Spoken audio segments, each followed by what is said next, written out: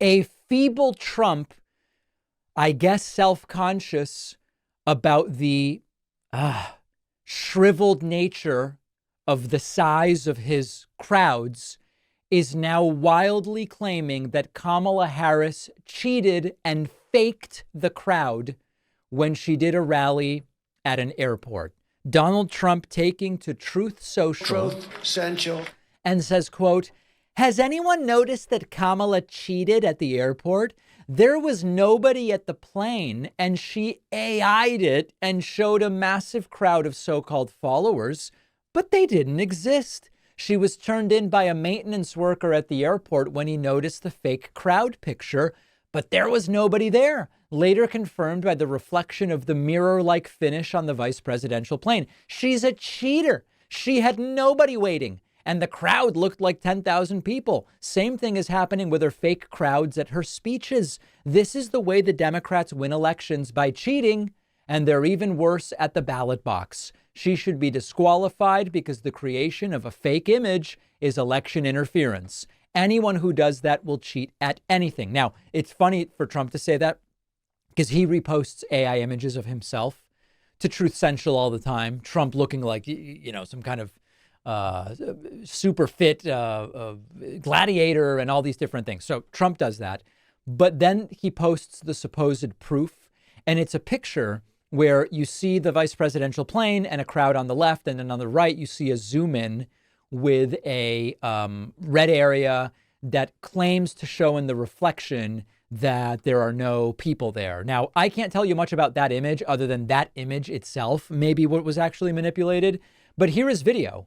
And as you can see, the video is sort of zoomed in on the plane, and then it zooms out, and there's people everywhere. You see the tech setup, you see the stage, you see people. I mean, we have the full video. There's no way that was AI. We have the entire thing. People are moving. Everybody's waiting.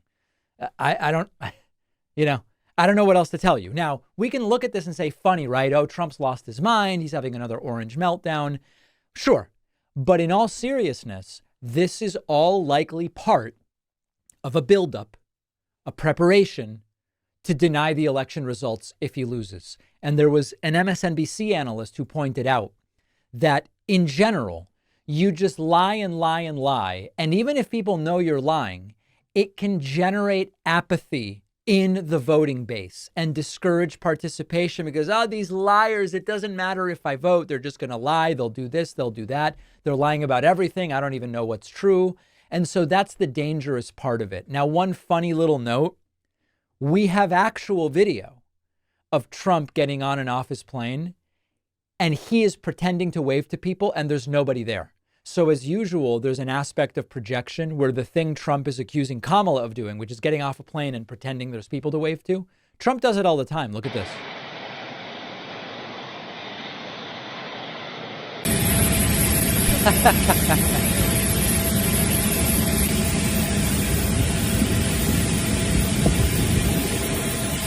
A legend in his own mind.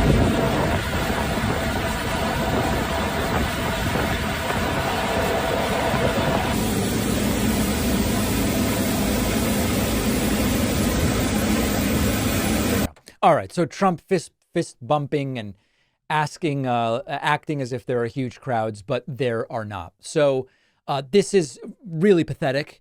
And if there were not, we could simply stand back and laugh at it if it weren't for the fact that in general, the building cumulative corrosive effect of these lies can generate voter apathy. It can generate abandonment of the political process, and also is part of Trump setting up. Listen, she faked her crowds. This was fake. That was fake. Of course she stole the election. Now I'm going to try to become president, even though they say I lost. That's the really dangerous, pot of coal, not gold, but a pot of coal at the end of this very dystopian rainbow. So that's what we have to watch out about. I've been tracking my family tree for a long time now, and the service I've always relied on is MyHeritage, which I started using long before they became a sponsor.